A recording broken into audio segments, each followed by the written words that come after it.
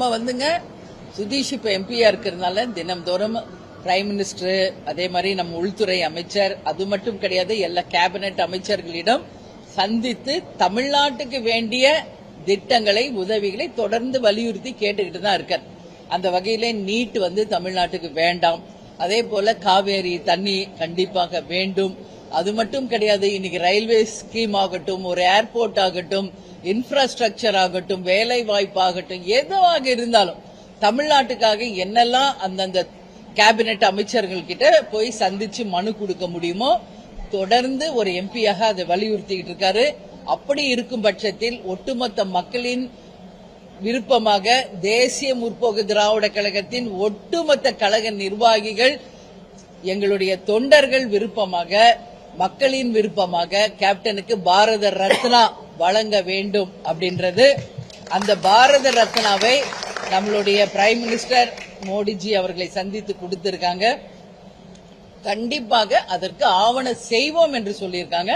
அது வரும்போது உங்களுக்கு நாங்கள் அறிவிக்கிறோம்.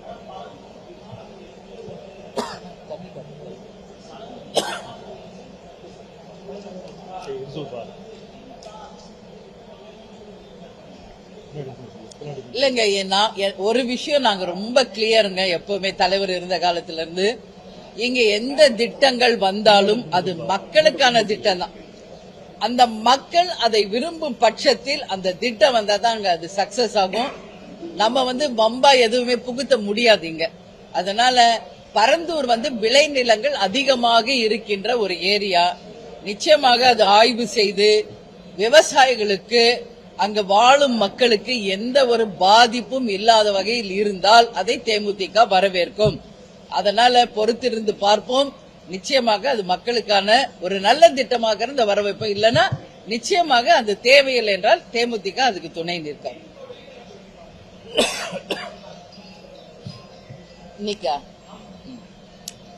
இன்னைக்கு திமுக வெளிநடப்பு பண்ணிருக்காங்க நீங்க சொல்றீங்க. இப்ப நான் ஒரு 2-3 மேரேஜ் அட்டென்ட் பண்ணிட்டு இங்க வந்திருக்கேங்க.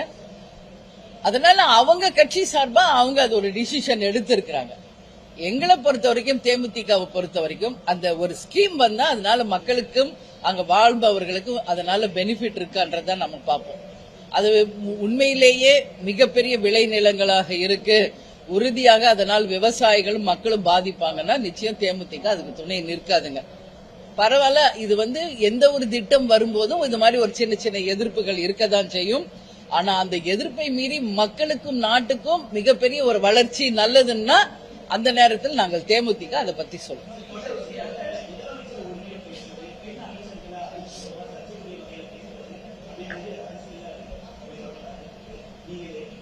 யாராக இருந்தாலும் ஒருமையாக பேசுகின்ற அதிகாரம் யாருக்குமே கிடையாது. இந்த உலகத்தில் பிறந்த ஒவ்வொருவரும் மனிதர்கள் தான். அதுவும் நம் ஜனநாயக நாட்டில் வாழ்றோம். அவங்க கருத்துக்களை சொல்றதுக்கு எல்லாருக்குமே உரிமை உண்டு. அந்த வகையில அந்த உரிமையை யார் பறித்தாலும் அது கட்டாயம் கண்டிக்கக்கூடிய ஒரு விஷயம். அது முதல்வராக இருக்கட்டும், சாதாரண ஒரு குடிமகனாக இருக்கட்டும், ஒருமையில் பேசுவதோ, அவங்க மனசு புண்படுத்தும்படி பேசுவதோ யாராக இருந்தாலும் இது கண்டிக்கத்தக்க ஒரு விஷயம். அது என்னைக்குமே தேமுதிக அந்த நாங்க என்கரேஜ் பண்ணவே மாட்டோம். அது தவறு.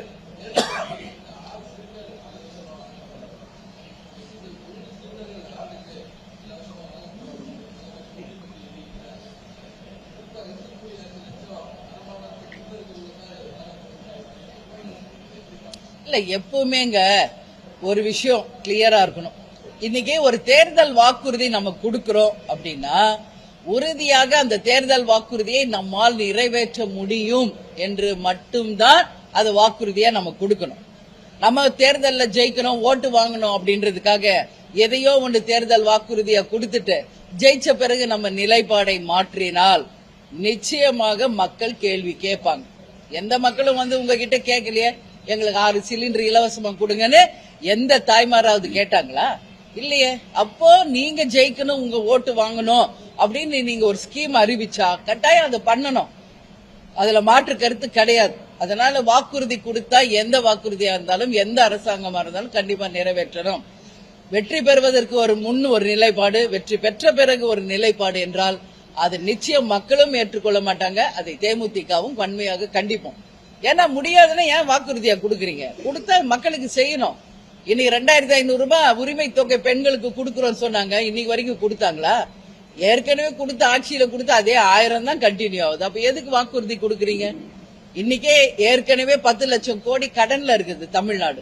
அப்படி இருக்கும் பொழுது வாக்குறுதிகளை கொடுத்து கொடுத்து மக்களை ஏமாற்றும் ஒரு அரசியல் தவறான ஒரு முன்னுதாரணம். மாற்றம் என்று சொல்லி எந்த மாற்றத்தையும் முன்னுதாரணமா கிடையாது. அதனால இதெல்லாம் தப்புங்க. மக்களுக்கு ஒரு வாக்குறுதி கொடுத்தா செய்யணும். ஏன் இன்னைக்கு கேப்டன் இல்லைனாலும் அவர் செஞ்ச அந்த நலத்திட்ட உதவிகளை நாங்க தொடர்ந்து ஏன் பண்றோம்? மக்களுக்கு ஒரு வாக்குறுதி நம்ம செய்யறோம்னு சொன்னா செய்யணுங்க. அது எவ்வளவு பிரச்சனை இருந்தாலும் இல்ல முடியாதுன்னா முதல்ல சொல்லணும். அதனால வாக்குறுதி கொடுத்தா யாராதான் செஞ்சுதான் ஆகணும்.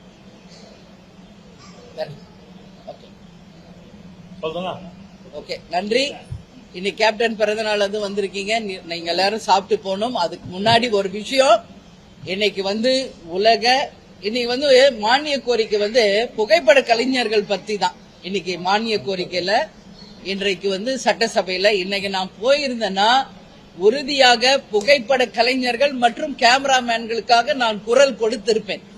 ஏற்கனவே சட்டசபையில கேமராமேன்கள் 5 பேர் நின்ன இடத்திலே 6 மணி நேரம் 7 மணி நேரம் நிக்கிறாங்க, அவங்களுக்கு ஓய்வு இல்லை என்போது பேரவைத் தலைவரிடம் கேட்டு பெற்று 1 ஹவருக்கு ஒரு வாட்டி அவங்கள ரிலாக்ஸ் பண்ணி மாற்றம் வேற ஒரு ஆளை மாத்தி நீங்க பணி அமர்த்தணும்னு சொன்ன நெக்ஸ்ட் டேவே அது பேரவைத் தலைவர் பண்ணாரு.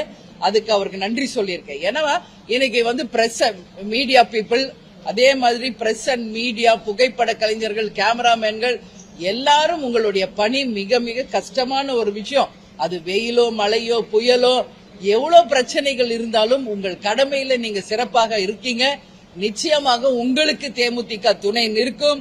மானிய கோரிக்கையில இன்னைக்கு நான் சபைக்கு போல இருந்தாலும் அது துறை சார்ந்த அமைச்சரிடம் தேமுதிக உங்கள் சார்பாக நான் மனுவை கொடுப்பேன். நான் எப்போ மனுவை 2-3 நாள் கழிச்சு போகும்போது கொடுப்பேன். புகைப்பட கலைஞர்களுக்கும் கேமராமேன்களுக்கும் பிரஸ் பீப்புளுக்கும் அந்த செக்ரட்டரியேட்லயே இன்னும் நிறைய ஃபெசிலிட்டிஸ் ரொம்ப கம்மியா இருக்கு. நான் டெய்லி அங்க போகும்போது இதை பார்த்துக்கிட்டு இருக்கேன். எல்லாரும் என்னிடம் நேரடியாக முறையிட்டு இருக்கிறார்கள். உறுதியாக இதை நான் பேரவைத் தலைவருக்கும் முதலமைச்சருக்கும் துறை சார்ந்த அமைச்சர்கள் கவனத்திற்கு நான் கொண்டு செல்வேன். நிச்சயம் இந்த ஜனநாயக நாட்டில் ஒரு தூணான பிரஸ், மீடியா அண்ட் கேமராமேன், புகைப்பட கலைஞர்கள் உங்களுக்கு தேமுதிக என்றைக்கும் துணை நிற்கும் என்பதையும் இந்த நேரத்தில் உங்களுக்கு சொல்றேன்.